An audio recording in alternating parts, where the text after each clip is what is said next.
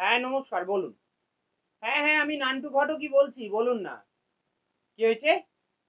ও ছেলে দেখে দিতে হবে? আরে মশাই, এ তো আমার বাঁ হাতের খেলা। প্রচুর আইবুড়ো ছেলে রয়েছে আমার হাতে। বলুন, কেমন ছেলে চান আপনি? লম্বা, বেঁটে, জিম করা, ভক্তিবাদী, প্রতিবাদী কেমন ছেলে চান আপনি? হ্যাঁ, কি হয়েছে? ও, সরকারি কর্মচারী চাই। হ্যাঁ বলুন। ও বাবা, আবার কেন্দ্রীয় সরকারি কর্মচারী? ঠিক আছে, তা আপনার মেয়ে কি করে? ও বাড়িতেই থাকে, কোনো কাজ টাজ করে না? বেশ, তা লেখাপড়া কতদূর? হ্যাঁ, ও মাধ্যমিক পাস। আচ্ছা, তা সত্যি পাস করেছে তো নাকি মিথ্যে কথা বলছেন? ও পাস করেছে। তা মেয়ের বয়স কত? হ্যাঁ, ও 25 বছর। ঠিক আছে, কিন্তু মানে মাধ্যমিক পাস মেয়ের জন্য আপনি সরকারি এই থরি মানে কেন্দ্রীয় সরকারি কর্মচারী খুঁজছেন? মানে ব্যাপারটা একটু বাড়াবাড়ি হয়ে গেল না? না মানে আমি বলছিলাম যে মেয়ের যদি আর একটু অন্য কোনো গুণ টুন থাকতো, বা অন্তত লেখাপড়াটাও যদি আর একটু। হ্যাঁ, ও মেয়ের গুণ আছে? বাহ, তা কি গুণ? হ্যাঁ, সে আবার কি বেগুন? ও আমাকে বলছেন না? আচ্ছা আচ্ছা। না আমি বলছিলাম যে মেয়ের যদি আর অন্য কোনো গুণ টুন থাকে।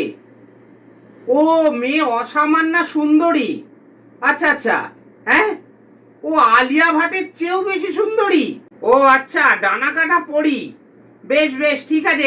শুনুন না, আমার হাতে একটা ছেলে আছে বুঝলেন, মানে রেলে চাকরি করে। চলবে তো? কোন ডিপার্টমেন্ট বলতে ওই রেল কম্পার্টমেন্টে ঘুরে ঘুরে না কাঁচা বাদাম বিক্রি করে, মানে ওই ফেরিওয়ালা আর কি। হ্যাঁ, কি বলছেন? দেবেন না? কেন দেবেন না কেন?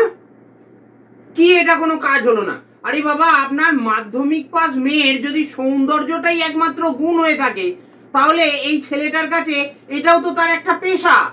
আরে বাবা, এ তো রেলে চাকরি করছে। দেখুন, আপনি তো চাকরির নিরাপত্তাটা খুঁজছেন। আরে বাবা, আপনার মেয়ের সৌন্দর্য আস্তে আস্তে সময়ের সাথে সাথে কমবে। যখন ওর বয়স বাড়বে, যত বয়স বাড়বে ওকে আর কেউ কিন্তু সুন্দরী বলবে না। কিন্তু ছেলের চাকরি পাকা, রেল তো আর কোনোদিনও উঠে যাবে না। যতদিন বাঁচবে ততদিন হকারি করে যেতে পারবে। আমি বলি কি দাদা, শুনুন আমার কথা শুনুন। আমি বলি কি, আপনার মেয়ের জন্য না এ ছেলে একদম উপযুক্ত। একেবারে আলিয়া আর রণবীরের জুটি।